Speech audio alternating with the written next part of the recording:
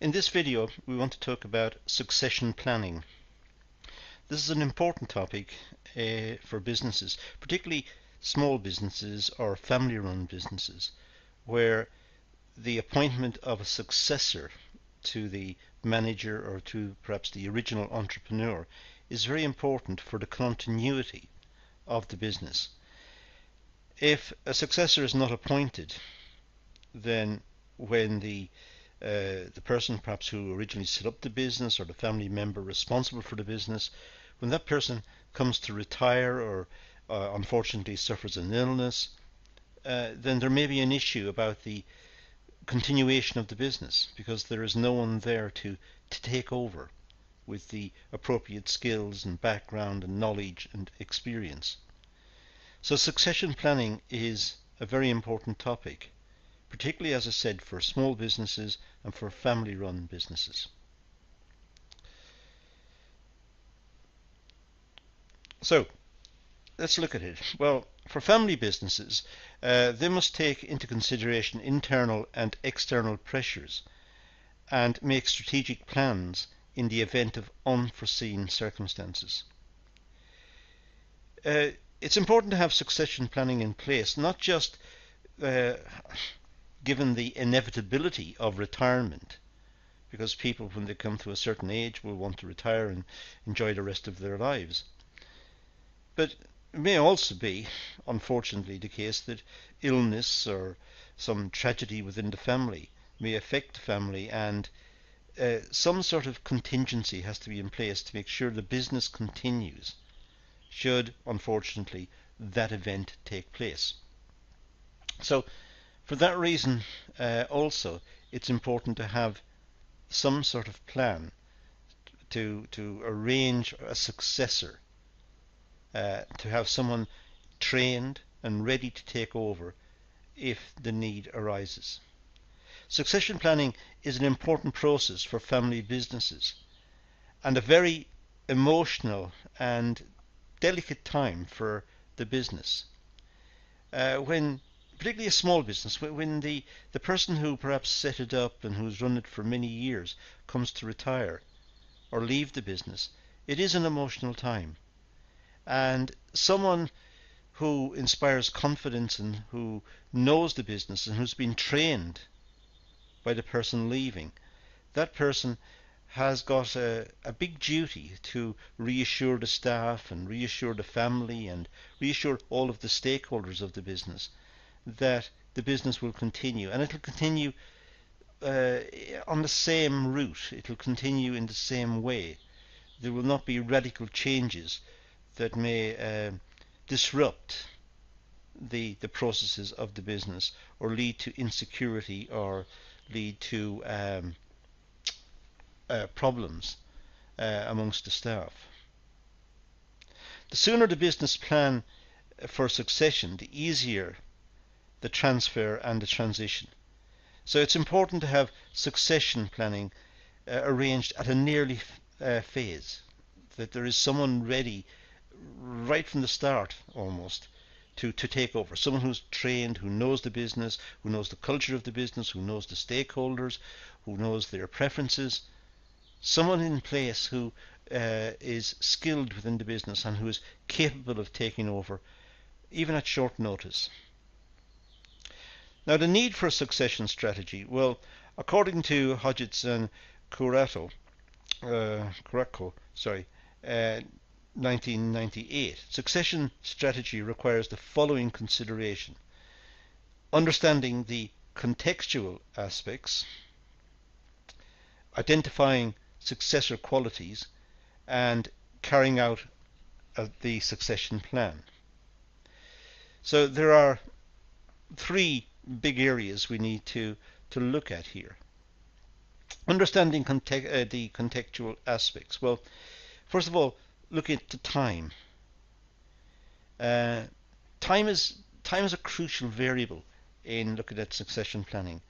When is the right time for the person to leave? When has the successor been adequately trained? What are the issues that are still vague and need to be addressed? So timing is important. It's important to give an adequate time scale so that adequate training can be given, but at the same time perhaps not drag it on too long, because that may lead to frustration in the mind of the person being trained to take over. That they've been trained to take over, they know what needs to be done, but they're not allowed to do it. So that could be a frustrating time for them. The type of venture is also important. It depends on the type of business. If it's a traditional business, making traditional products and sold in traditional markets, then the pace of change may be a lot slower. But if it's a high-tech business, then clearly the environment is changing at a very rapid rate, and the issue of getting the training done is not just sufficient, it needs to be updated continuously. So the person selected for succession planning would have to be selected for their suitability for continuous training, because the environment is changing so rapidly. But if it is a traditional business with traditional skills, perhaps artisan skills, then it may take a slower pace. So it depends on the type of venture and the capabilities of the managers. The person who set up the business, who perhaps is thinking of retiring and now looking to engage in succession planning, that person may not be skilled in training.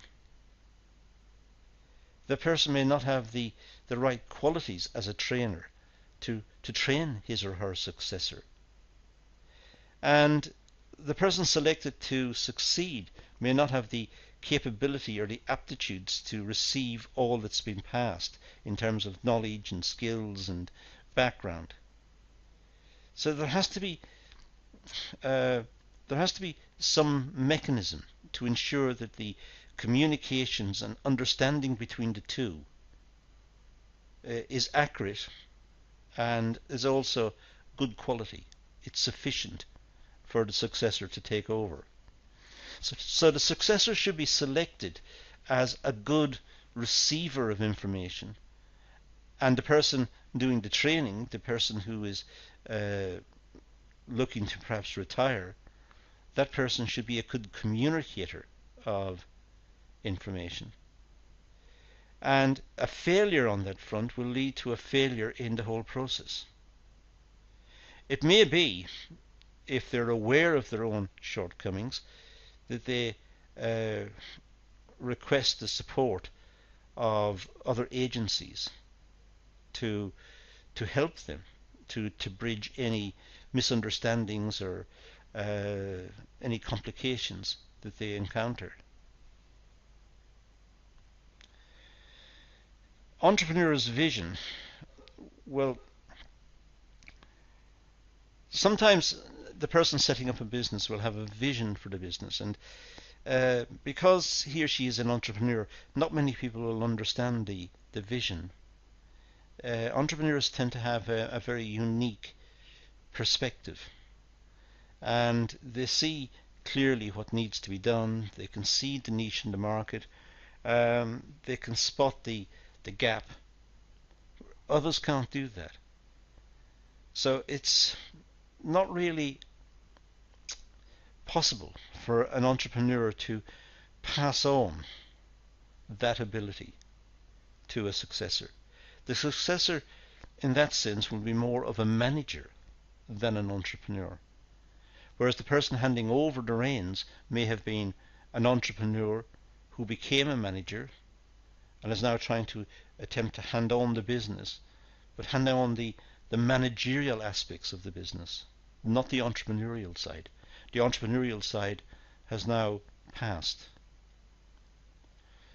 So it's difficult for the entrepreneurs to communicate the vision.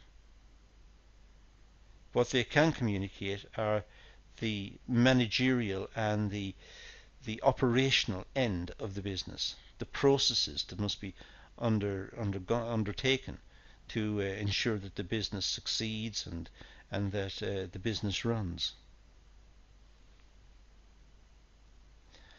There are also, of course, environmental factors at play, not just in terms of the issues within the business.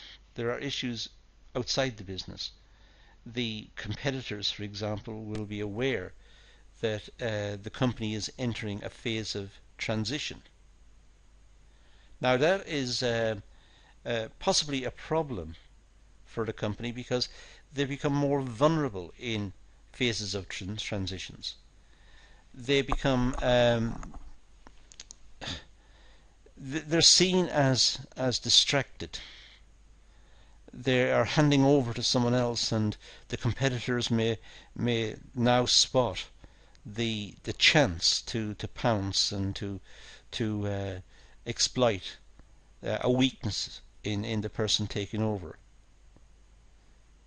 So there are all sorts of other issues we could talk about in terms of environmental factors, but you can see that it's not just confined to within the organization. There are factors outside of the organization that are also germane.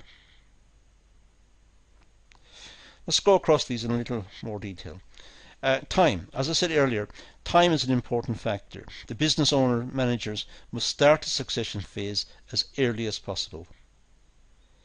The earlier it starts, the better, but with the proviso that it doesn't lead to frustration on the part of the person being trained to take over. If it does, that person may become so frustrated that they want to leave, which, of course, ruins the whole exercise. It destroys the exercise. They have to start again. The sooner they begin the search for the next leadership team, the better chances of finding the right person. Well, that's a good point. But as I said again, the danger is that they find the right person, they start to train the right person, and then the person who is in charge decides to hang on for an extra year or hang on for an extra 5 years. The person who's been trained will now know the business intimately, will know what needs to be done, but has not got the authority to do it because the reins have not been handed over yet. And that can lead to frustration, as I said. Sudden succession process can take place if unforeseen circumstances arise, for example, death, sudden illness, psychological breakdown, legal problems or financial difficulties. But it's always best to have someone ready just in case, to take over just in case that were to happen. Now the types of venture. Well, the types of business venture determines the likelihood of appointing a successful successor. I mentioned earlier the traditional types versus the more high-tech type business, and the types of skills and competencies that the successor would need to have. A business owner who is highly skilled within their industry will find it very difficult to appoint the right person as a successor. If the business person is highly skilled and is working in quite a sophisticated niche market, that person will find it difficult to find someone to hand over. It will be difficult to find someone with those same skill sets and that same ability. A successor can be appointed fairly quickly if the job requires minimal operations and minimal knowledge and skills. But it depends on the type of venture. If it's rapidly changing because of technology, as I said, and it's a question of keeping up to date all the time, it'll be very difficult to find a replacement. If it's a highly skilled job, a very technical job, very intricate, difficult to find a replacement. But if it's one which is low skill, more routine, then of course there will be plenty to pick from. The capability of the managers, well, skills, capabilities, ambition and desires of the successor, each one is an important factor.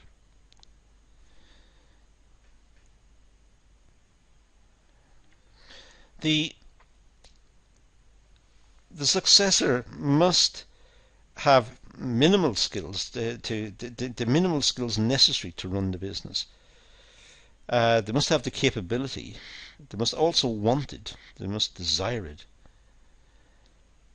But for the business to prosper and to maintain itself in the market, sometimes the successor will have to be capable of looking forward and anticipating competition, anticipating rivals, and engaging in the competitive process to try and beat the rivals and develop new products and innovate. And so the skill set is quite sophisticated, and that makes it difficult to arrange proper succession.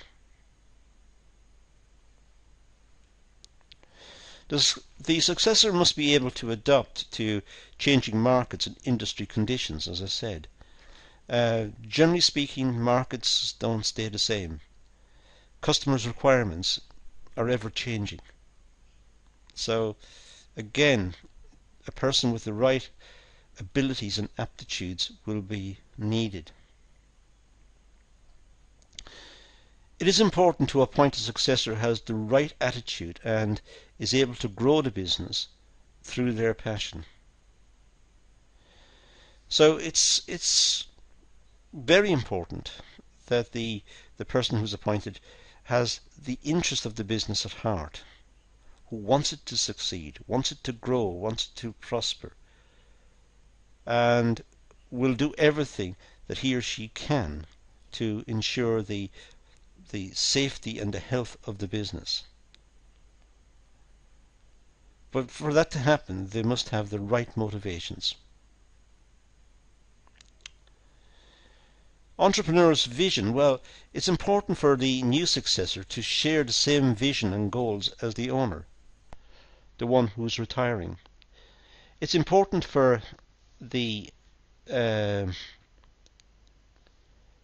successor to empathize with the person leaving the business. Empathize, know what he or she was doing, know what their aspirations were, know the processes that they were engaged in, know how they managed to grow the business the way they did, understand the path they've travelled, the direction they've come from, and try to emulate what they've done, albeit in a new set of circumstances because the markets are changing. The successor must be able to grow the business to achieve growth and goals. So there is pressure not just to take over the business and keep it where it is. The pressure is to take over the business and grow the business from where it is. Grow it from where it is to something much better, and ensure its continuance into the future. The environmental factors I mentioned earlier, well, I didn't really get into them very much there, so let's look at them again. Successors may be required to deal with changing environmental conditions and internal pressures. It's always the case that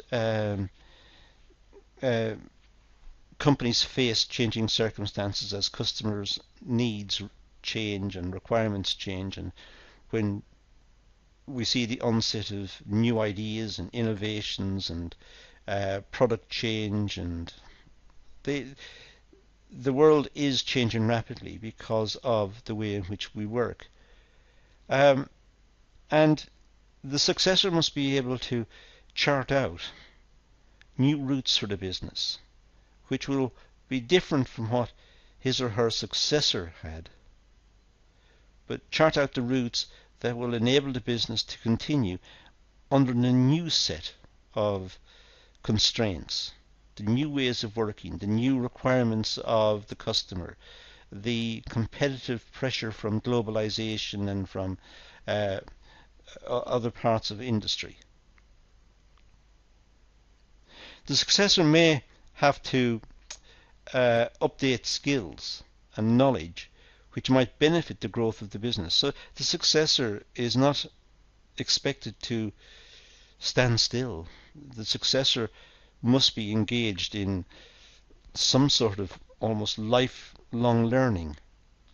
The successor must be involved in trying to develop him or herself in the context of the requirements of the business. Some organizations appoint financial experts to take over control and review existing survival strategies. It's quite common for particularly smaller businesses, for a family member perhaps skilled in accountancy or in finance to take over the business. That's quite acceptable, providing the person taking over understands that his or her expertise is in one area, which may not be the core activity of the business. So experts will have to be brought in to ensure that the core activity, the production of a certain product or the production of a certain service is to the required standard and meets market requirements. So we can see from this video that there's quite a lot to succession planning. It's not just a question of picking someone and training them up. There is a lot more to be taken into account in terms of selection and preparation for the handover. But that's all we're going to deal with in this particular video. The source of the material is the Hodgetts and Koratko reference that I mentioned earlier, Effective Small Business Management. But that's all we're going to deal with. So let's leave it at that and say thank you for watching.